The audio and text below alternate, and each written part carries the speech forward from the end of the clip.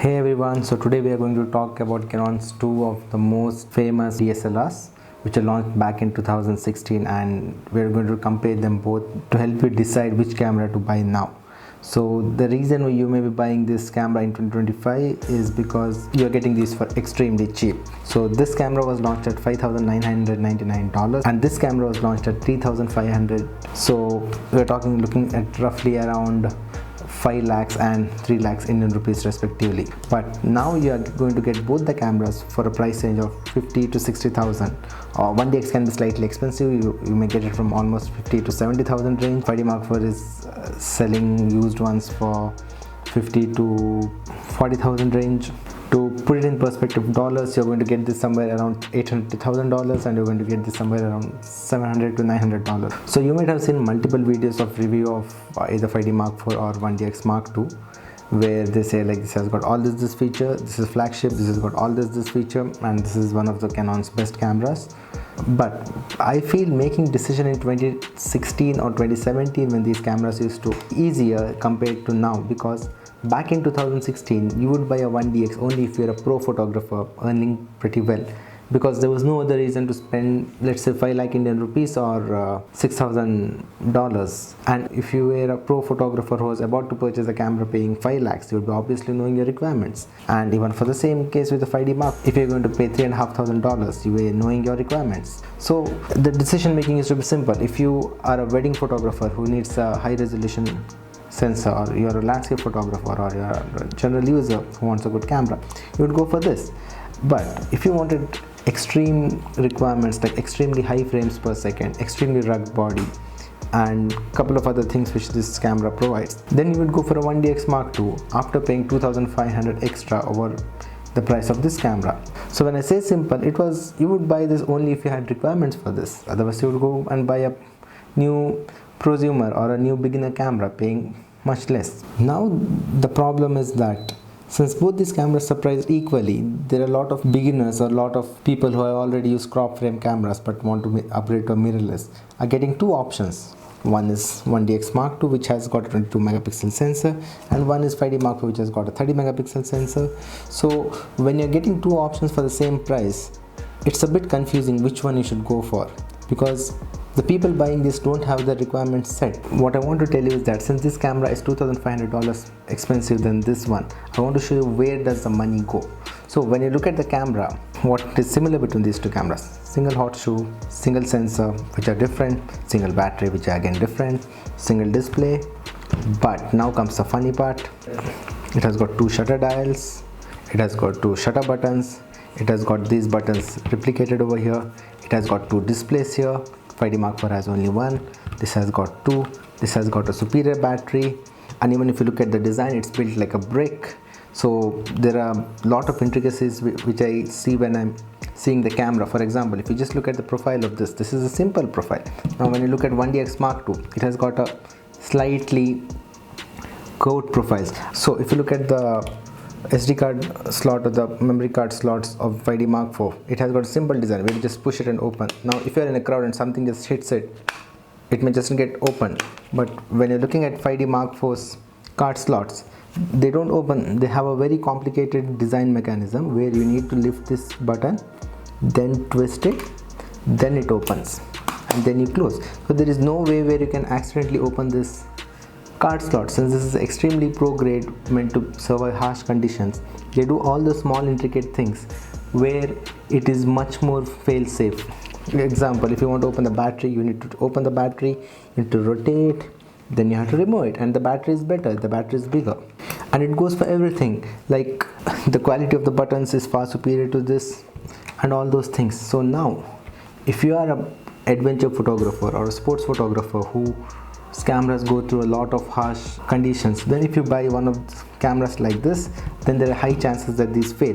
One of the best examples I give to everyone when they say like what's so special about the pro bodies is, what if you climb Mount Everest, then there's a rain there, and you buy something which is not of that great quality and your camera fails. Your entire expedition where you spent almost 1 crore or hundreds thousands of dollars, the money is gone because you can't take any more photos. In such cases, the only thing you do is you buy a 1DX Mark II, and to get a camera which is of this quality you need to pay more, because I obviously showed you the reason. Putting extra rubber gaskets cost more than making buttons without gaskets. Putting two of everything costs more, and building a body which is like a tank, again it costs more. Now the second main difference which I want to highlight between these two cameras is the sensor. So this has got a 20 megapixel sensor, this has got a 30 megapixel sensor. So now obviously the mindset would be that since this is a flagship sensor, it has got extremely high noise performance, so this should be better than this. But one thing which I want to highlight to you is that when they designed this sensor, they did not design this to be a better sensor than this. Obviously better in noise performance, but it's always a trade-off. They did the best noise performance they could achieve with a 20 megapixel sensor. They also designed a sensor where they could give the best noise performance with a 30 megapixel sensor. Now the reason Canon puts lower megapixel sensor in 1DX bodies, or one of the things which I was thinking is, why didn't Canon make a body where they made a higher megapixel sensor but low noise performance but with a higher burst rate? For example, I'm shooting sports during the day. Because I was shooting sports, one of the reasons why I purchased a 1DX Mark II body was because I was shooting a couple of football matches at night, and I wanted a very well low light performing camera, which was 1DX Mark II. And since now I'm shooting the entire match during the day, the ISO just doesn't go above 400.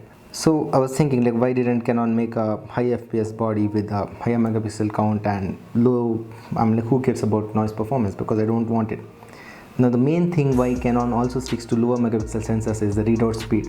If at all they make a higher megapixel count sensor, the readout speed decreases, and then they can't give the astonishing 16 frames per second. It's not just about the mechanical design and all that. Even there's an electronic bottleneck where if they make higher megapixel sensors, the readout speed drops. I mean, like, the modern cameras do have extremely fast readout sensors even with higher megapixel, like the R5 Mark II, but we're talking about in 2016.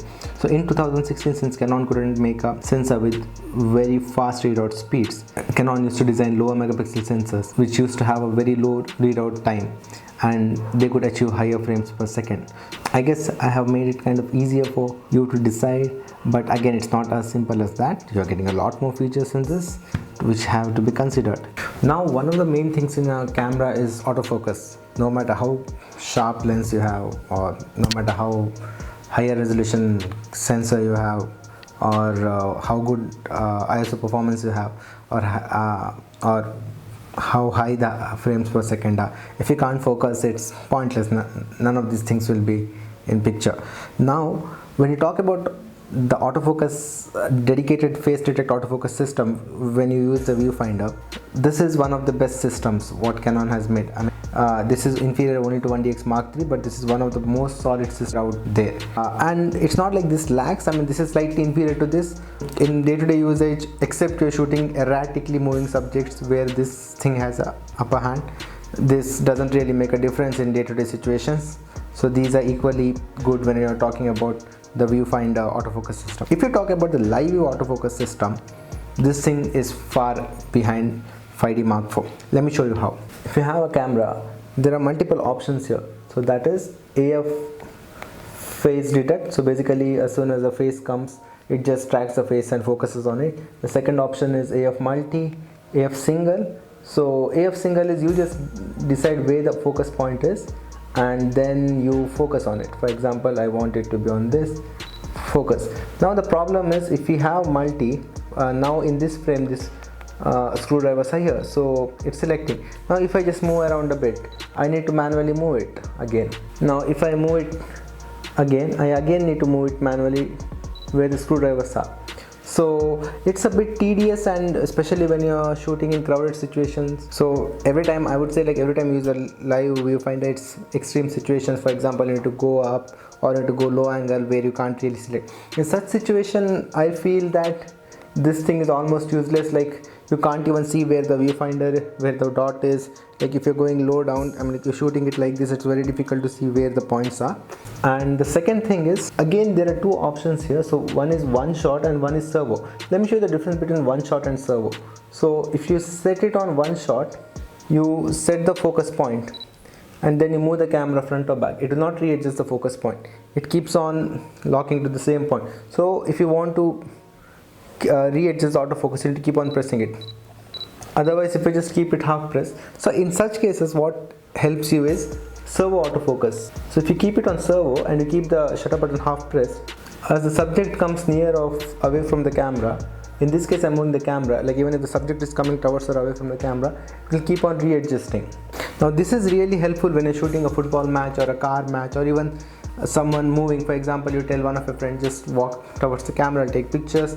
If you keep it in servo, as the person walks towards you, the camera will keep on readjusting the autofocus. Now the other one more option is, for example, if you tell a friend to just to walk towards the camera, or there's a football player coming towards you, the person will not come in a straight line, he will keep on moving. Now what happens is, if you have single point autofocus, as the person moves to the right, it will focus here. As the person moves to the left, it will focus here. So you need to every time refocus. For example, it goes right, refocus again. This is very tedious.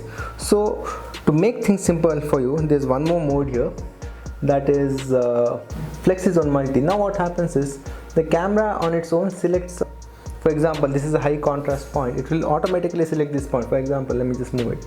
It's trying to select something near the screws. I just moved it. It's kind of selecting the red areas. Now let me just move it. It selected what is near to it.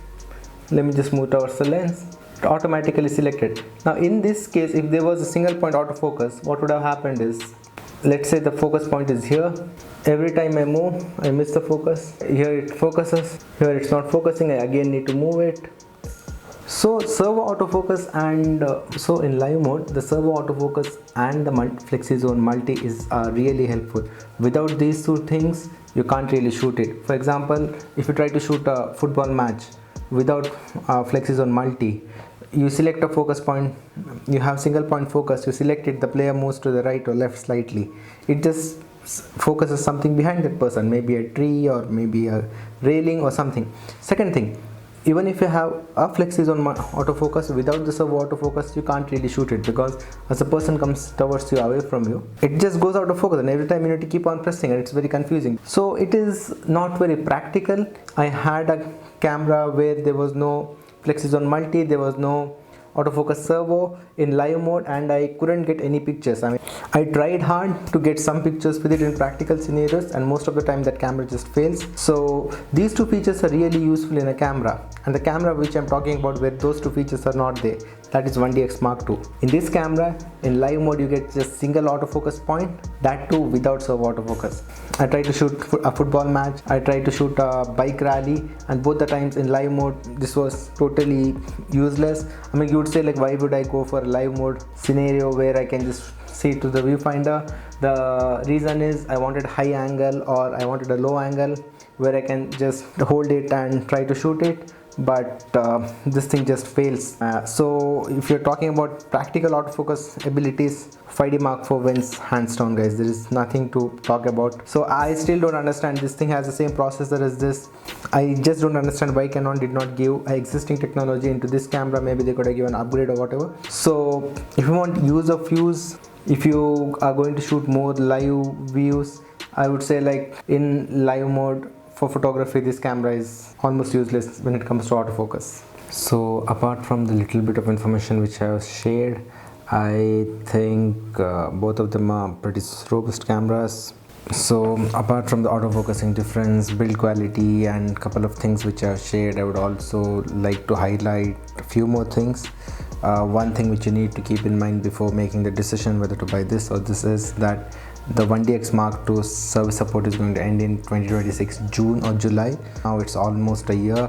After a year, if something happens to this camera, you won't be having any service support. The spares are expensive because the spares are priced according to a camera costing $6,000. So quite a few things will be slightly more expensive than the same part for 5D Mark IV. For example, Canon never replaces just the display, they just replace the entire front assembly.